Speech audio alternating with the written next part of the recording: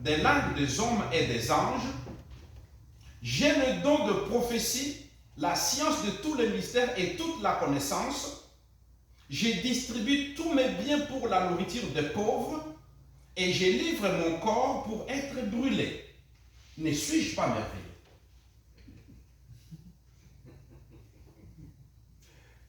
Je ne sais pas si vous avez déjà imaginé parmi nous des gens qui correspondent à cette caractéristique. Des gens qui sont capables de distribuer tous leurs biens. Ici, le texte ne parle pas d'une partie de nos biens, tous leurs biens. Essayez de vous imaginer tout ce que vous avez déjà accumulé dans votre vie, que ce soit en monnaie, en biens, en terrain, en tout ce que vous pouvez imaginer. Que vous pouvez distribuer toutes ces choses-là aux gens, aux pauvres. Je pense que votre église va vous envoyer des lettres de remerciement. La fédération va vous décorer avec des médailles. Et même votre ville va dire, vous êtes un citoyen honorable. Peut-être qu'on prendra même votre nom pour le donner à une rue. Tellement vous avez été merveilleux. Je peux continuer. Si je me livre jusqu'à la mort, je ne sais pas si nous pouvons mesurer la profondeur de ce que l'apôtre Paul dit. Parce que quelque part ailleurs, l'apôtre Paul dit encore, à peine mourrait-on pour un homme juste.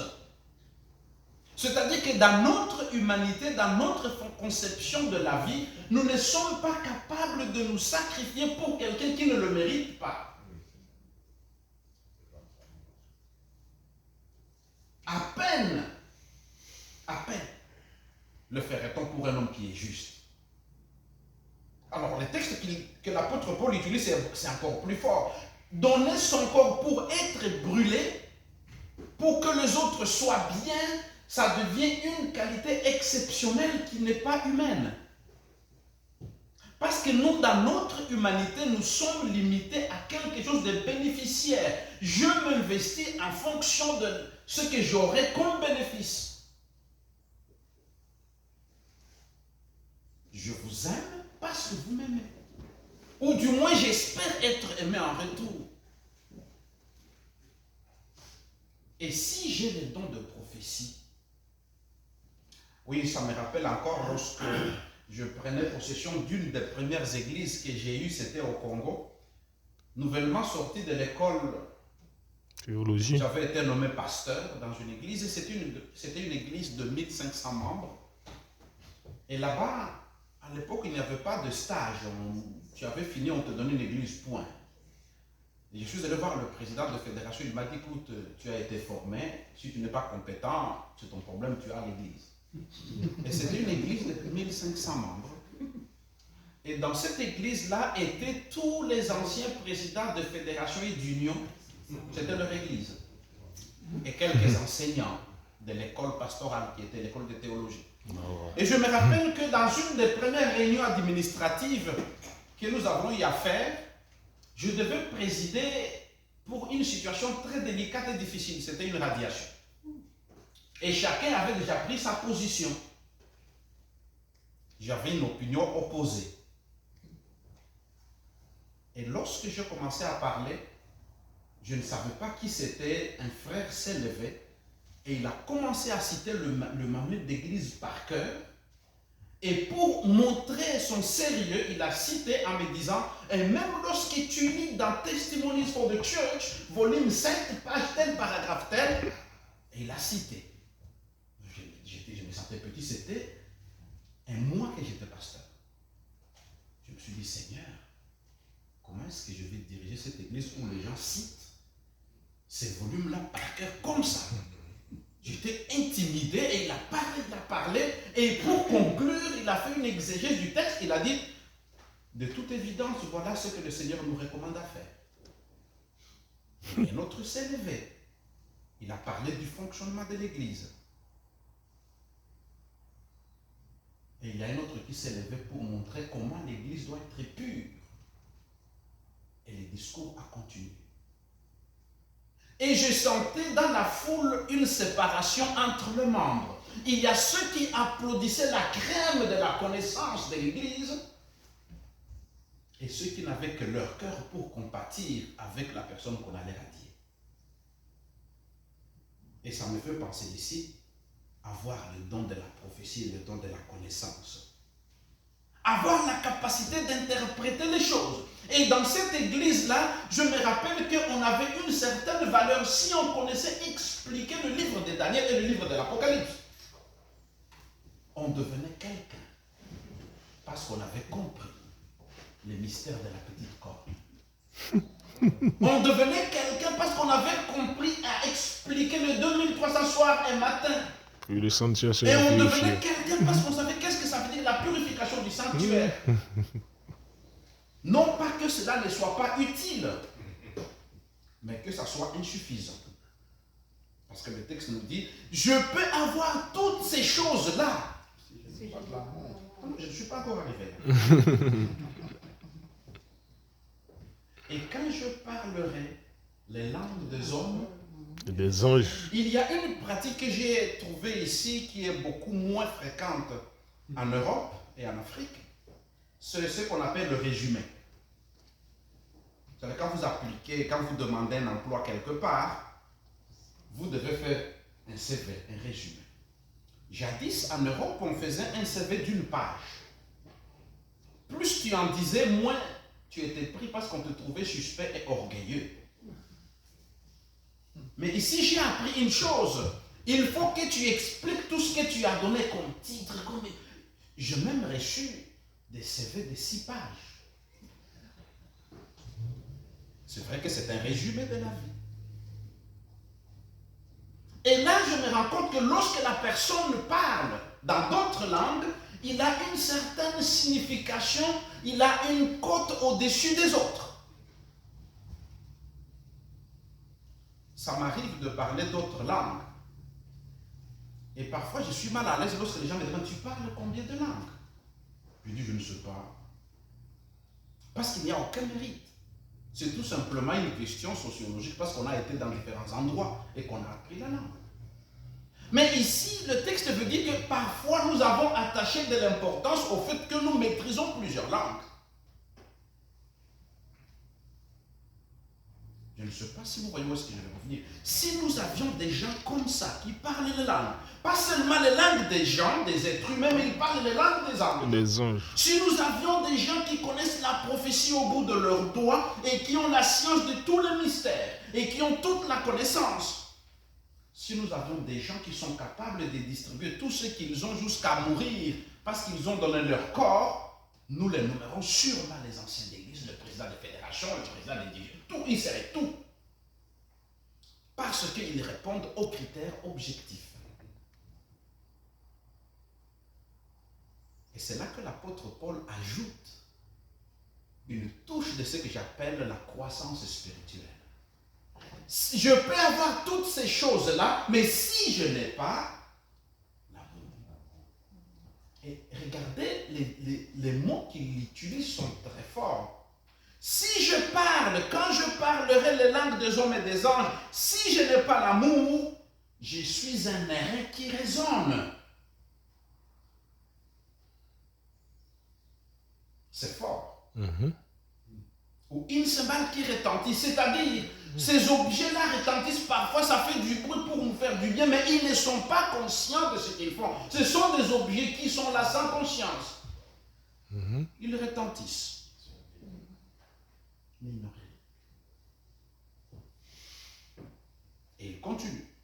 Si j'ai les dons de prophétie et que je donne les dons de science et de mystère de toute la connaissance, et même jusqu'à avoir la foi de déplacer les montagnes. Et parfois, nous avons besoin de la foi pour déplacer les montagnes. Et l'apôtre Paul dit que même si nous aurions la capacité de le faire, cela ne suffit pas pour dire que nous avons la croissance spirituelle. Et il dit, je ne suis absolument rien. En d'autres termes, si je suis capable de déplacer les montagnes par la foi, ce qui me donne une forme de prestige devant les gens, parce que j'ai déplacé les montagnes, et que je peux avoir une sorte de gloire de cet acte-là, L'apôtre Paul dit, si je n'ai pas l'amour, je suis absolument rien. C'est-à-dire que tout ce que j'aurais fait devient absolument zéro.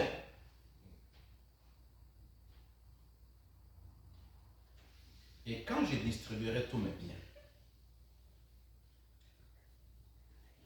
et que je peux même mourir, cela ne me sert de rien. Et lorsque j'ai lu ce texte-là à la fin, je me dis, mais il y a possibilité que je sois un misérable chrétien. Parce que il y a comme un paradoxe.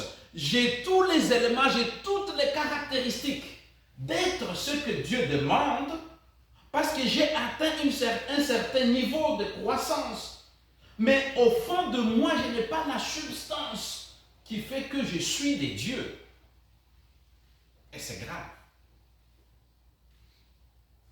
C'est comme si j'ai acquis une certaine croissance qui m'est utile seulement à moi. Et c'est là que l'apôtre Paul va nous indiquer la voie, parce que si je reste avec toutes ces caractéristiques-là seulement, je suis un homme qui se développe, mais égoïstement, j'ai accompli certaines choses pour ma propre satisfaction, mais je n'appartiens pas à la catégorie de Christ. Parce qu'il me manque l'amour. Et c'est là qu'il entre dans la description de qu'est-ce que c'est l'amour. L'amour est patient, l'amour.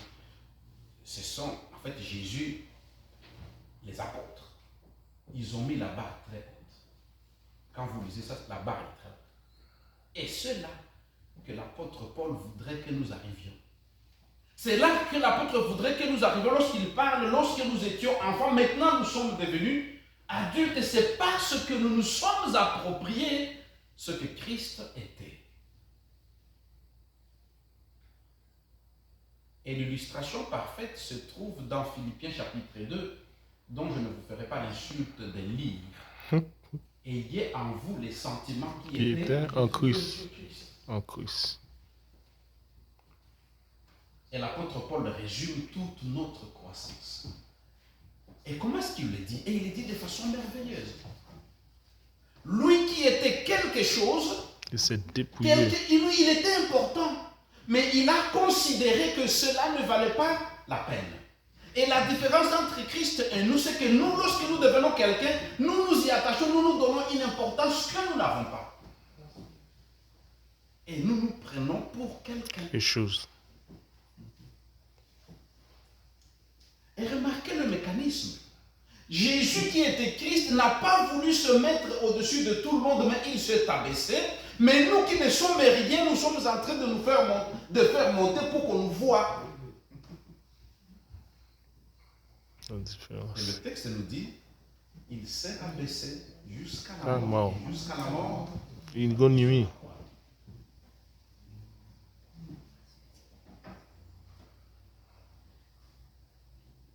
C'est ce mécanisme-là. C'est un mécanisme qui est intérieur, qui définit qu'est-ce que ça veut dire la croissance spirituelle. Évidemment, ce n'est pas les signes extérieurs que nous verrons que nous avons la croissance. Mais ça ne sera pas une croissance mascarade. Ça ne sera pas une croissance de façade. Mais ça sera une croissance qui vient de l'intérieur parce qu'il y a eu une transformation intérieure qui vient de Dieu. Et je voudrais terminer avec Romains chapitre 5, parce que l'apôtre Paul va donner encore une autre lumière par rapport à ça.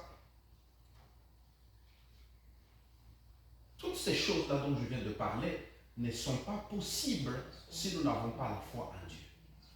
Toutes ces choses-là ne sont pas possibles si nous n'avons pas accepté la grâce de Dieu. Toutes ces choses-là ne sont pas possibles si nous n'avons pas compris ce que Christ a fait pour nous. Oui, on m'a une fois dit, écoute, ce que tu dis là, c'est bien, c'est très évangélique, mais tu oublies le message de l'Église du reste. Je dis oui. En fait, le message de l'Église du reste, c'est ça, sur le fond. C'est la transformation de notre caractère pour vivre jusqu'à ce que Christ revienne. C'est-à-dire que nous nous concentrons sur ce que nous sommes, avant d'observer ce que nous voyons à l'extérieur. Parce que l'observation du monde extérieur ne permettra pas que nous avancions si nous n'avons pas changé ce qu'il y a à l'intérieur. Heureusement, ce n'est pas nous qui allons le faire, c'est Christ qui le fait. Et dans Romains chapitre 5, l'apôtre Paul dit ceci au verset 1. Étant donc justifiés par la foi, nous avons la paix avec Dieu par notre Seigneur Jésus-Christ. L'apôtre Paul résume tout. Parce que nous avons été justifiés par la foi, nous avons la paix. Oui, c'est vrai qu'aujourd'hui, lorsqu'on parle de la paix, on ne comprend pas toujours la signification. On pense à un traité qui a été signé entre le pays, qui est tout de suite non respecté parce que les gens ont violé le texte. Lorsque nous parlons de la paix, nous nous imaginons à la tranquillité que nous avons parce que nous n'entendons ni guerre, ni bruit de guerre.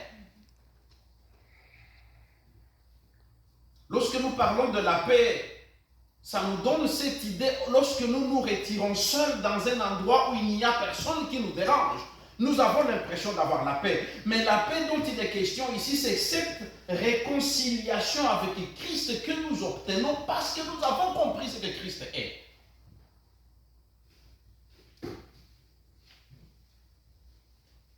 Dans l'histoire de textes anciens, la notion de la paix implique le paiement de quelque chose qui était comme une dette qui avait rendu la relation difficile.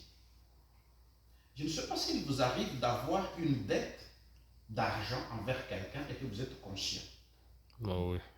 Et que vous avez dit à la personne de vous prêter de l'argent et que vous lui rendrez 2 semaines après. Si au bout de 2 semaines, l'argent n'est pas rendu, et que c'est normal, vous allez vous rendre compte que lorsque vous allez vous croiser, le regard ne sera plus comme avant.